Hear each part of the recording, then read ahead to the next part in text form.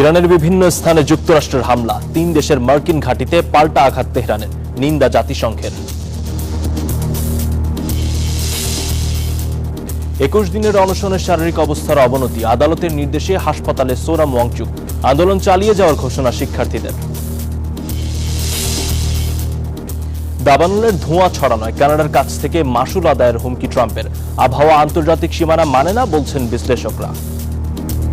স্বাগত গ্লোবাল টাইমে। বিশ্বের নানা প্রান্তের খবর নিয়ে আপনাদের সঙ্গে আছি আমি আসিফ সামাদ। দেখছিলেন শিরোনামগুলো। টানা সপ্তম রাতেও ইরানের বিভিন্ন স্থাপনায় বিমান হামলা চালিয়েছে যুক্তরাষ্ট্র।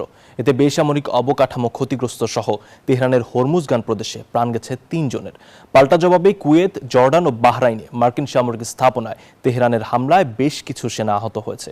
পরিস্থিতি নিয়ে উদ্বেগ জানিয়ে সংযম ও আলোচনায় ফেরার আহ্বান জানিয়েছে জাতিসংঘ ও আরব দেশগুলো। ইরানের আকাশ সীমায় আঘাত হানতে মার্কিন যুদ্ধ জাহাজ ইউএসএস বক্সার থেকে গর্জে উঠল অত্যাধুনিক F-35B ফাইটার জেট। টানা সপ্তম রাতেও আঘাত হানল দেশটির বুশেহার, বন্দর আব্বাস ও কেশম দ্বীপের সামরিক বেসামরিক স্থাপনায়। এতে বাড়ছে হতাহতের ঘটনা। হামলার জবাবে কুয়েত, জর্ডান ও বাহরাইনে মার্কিন ঘাঁটিতে পাল্টা ক্ষেপণাস্ত্র ও ড্রোন হামলার দাবি করেছে ইরান। তেহরানের হামলায় বেশ কয়েকজন সামরিক সদস্য আহত হয়েছে বলে জানিয়েছে কুয়েতের সেনাবাহিনী। এদিকে যুক্তরাষ্ট্র হামলা অব্যাহত রাখলে সংঘাত আরও বিস্তৃত হবে এমন হুঁশিয়ারি দিয়েছেন ইরানের শীর্ষ বিপ্লবী নেতা ও সর্বোচ্চ নেতার সামরিক উপদেষ্টা মোহসেন রেজাই।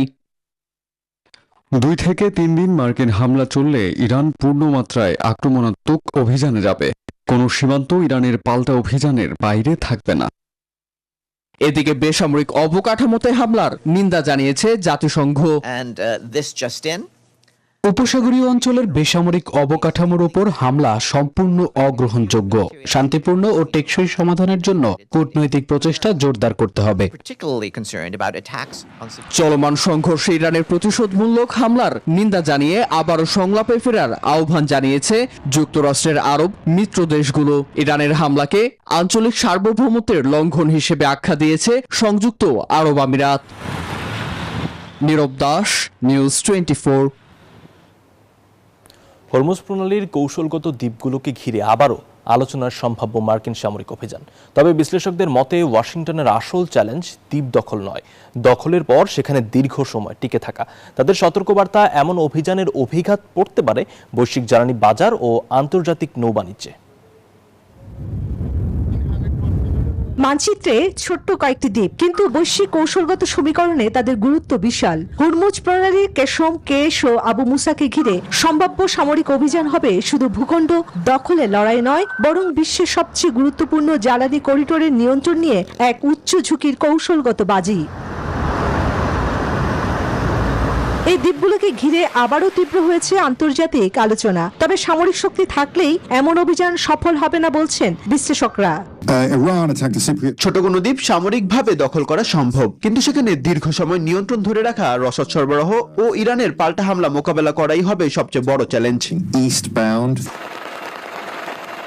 বিশেষ করে কেশমের মতো বড় দ্বীপে সেই কাজ আরো কঠিন। মূল ভূখণ্ডের নিকটবর্তী হওয়ায় সেখানে অবস্থান ধরে রাখতে প্রয়োজন হবে শক্তিশালী আকাশ প্রতিরক্ষা, নিরবিচ্ছিন্ন রসদ সরবরাহ এবং সমুদ্র আকাশ পথে আধিপত্য।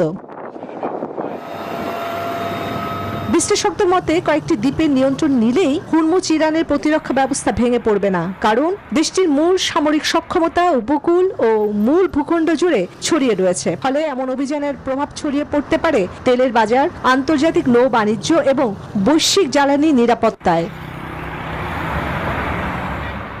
চন্দ্রানী চন্দ্রা, নিউজ 24। ভারতের মহাকাশ গবেষণার ইতিহাসে এক নতুন অধ্যায়ের সূচনা। সফলভাবে উৎক্ষেপণ করা হলো দেশটির প্রথম বেসরকারি বাণিজ্যিক রকেট, নাম বিক্রম-1। শনিবার উৎক্ষেপণ করা হয় অন্ধ্রপ্রদেশের শ্রীহরিকোটার সতীশ ধাওয়ান মহাকাশ কেন্দ্র থেকে। এমন বেসরকারি রকেট পাঠানো তৃতীয় দেশ হওয়ার গৌরব অর্জন করল ভারত। ভারতের মহাকাশ গবেষণায় যুক্ত হলো নতুন মাইলফলক। প্রথমবার কোনো ভারতীয় বেসরকারি সংস্থার তৈরি অরবিটাল শ্রেণীর রকেট সফলভাবে পৃথিবীর নিম্ন কক্ষপথে পৌঁছালো। অন্ধ্রপ্রদেশের শ্রীহরিকোটার সতীশ ধাওয়ান স্পেস সেন্টার থেকে হায়দ্রাবাদ ভিত্তিক স্কাই রুট অ্যারোস্পেসের তৈরি বিক্রম-1 রকেট সফলভাবে উৎক্ষেপণ করা হয়, যার নাম দেওয়া হয়েছে মিশন আগমন। উৎক্ষেপণের পর নির্ধারিত পরিকল্পনা অনুযায়ী রকেটটি পৃথিবীর প্রায় 450 কিলোমিটার উচ্চতার নিম্ন কক্ষপথে পৌঁছে পেলোড স্থাপন করতে সক্ষম হয়। এটি শুধু স্কাই রুটের জন্যই নয়, ভারতের জন্য এবং সমগ্র বিশ্ব মহাকাশ খাতের জন্য একটি ঐতিহাসিক মুহূর্ত। প্রথম প্রচেষ্টাতেই কক্ষপথে পৌঁছানো, আমি কখনো ভাবিনি এটা সম্ভব। স্কাই রুট অ্যারোস্পেস জানিয়েছে বিক্রম-1 এর টেস্ট ফ্লাইট 1 সফলভাবে চূড়ান্ত বার্ন সম্পন্ন করে নির্ধারিত কক্ষপথে পৌঁছেছে। সংস্থাটির ভাষ্য, এই সাফল্যের মাধ্যমে বেসরকারি প্রতিষ্ঠানের অরবিটাল উৎক্ষেপণ সক্ষমতা অর্জনকারী বিশ্বের তৃতীয় দেশ হিসেবে আত্মপ্রকাশ করল ভারত। এই অর্জনের পর স্কাই রুট অ্যারোস্পেসের প্রতিষ্ঠাতাদের অভিনন্দন জানিয়েছেন ভারতের প্রধানমন্ত্রী নরেন্দ্র মোদী। বিশেষজ্ঞরা বলছেন, এতদিন কক্ষপথে উপগ্রহ পাঠানোর দায়িত্ব ভারতীয় মহাকাশ গবেষণা সংস্থা ইসরোর হাতেই ছিল। বিক্রম-1 এর সফল উৎক্ষেপণের মাধ্যমে ভারতের বেসরকারি মহাকাশ শিল্প নতুন উচ্চতায় পৌঁছালো। স্কাই রুট অ্যারোস্পেস বিক্রম-S নামে একটি সাব অরবিটাল রকেট সফলভাবে উৎক্ষেপণ করলেও বিক্রম-1 তাদের প্রথম অরবিটাল মিশন। আফরিন মৌ, নিউজ 24।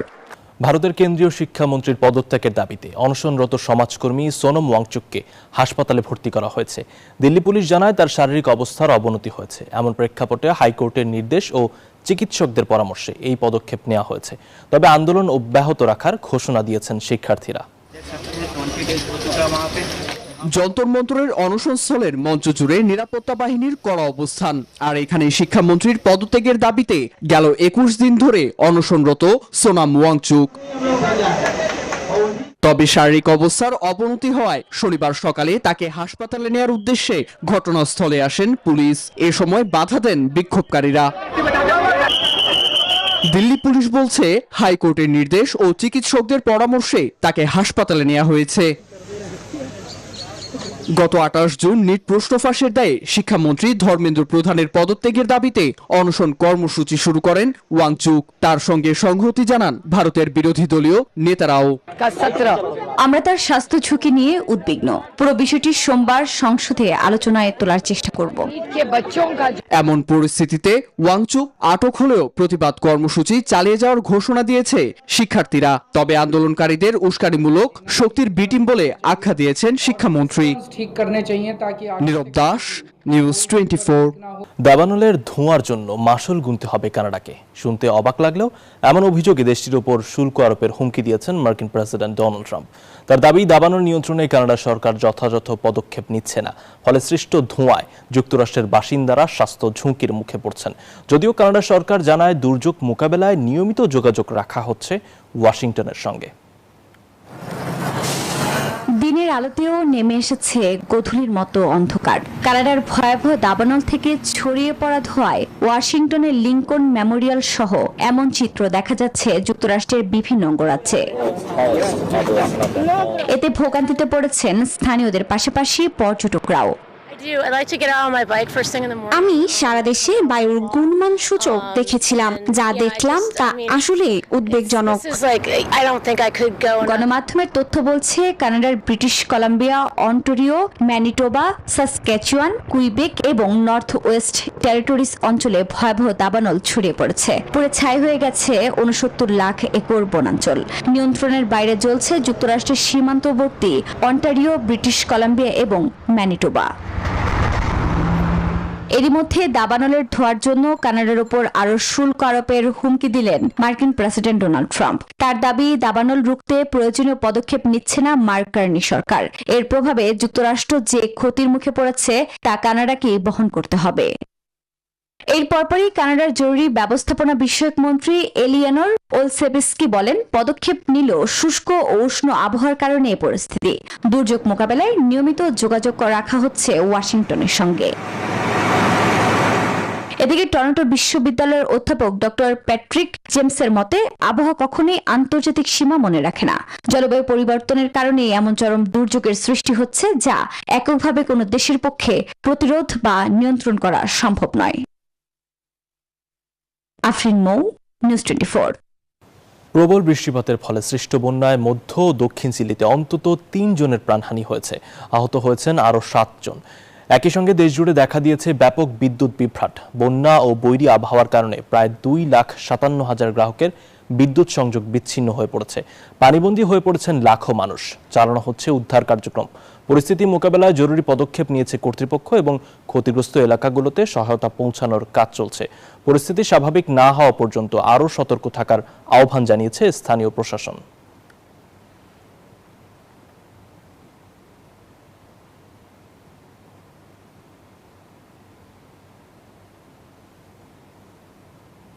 এই ছিল গ্লোবাল টাইমে। সঙ্গে থাকার জন্য ধন্যবাদ।